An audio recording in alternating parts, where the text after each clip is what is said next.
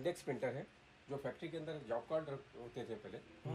जब कोई आदमी आया, उसने एंट्री कब की और वो कब गया और उसने क्या किया, तो उसका जर्मन का है।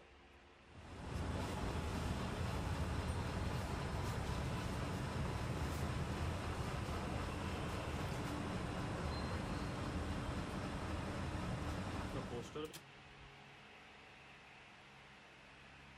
सर ये आपकी फोटो है क्या?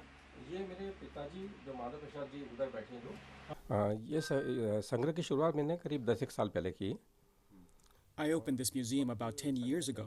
There are around 450 typewriters in the museum as of now. I started with around 4 to 5 typewriters.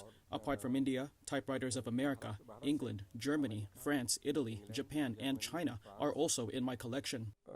Italy, इन देशों के टाइपराइटर हैं, जापान और चाइना भी हैं उसमें।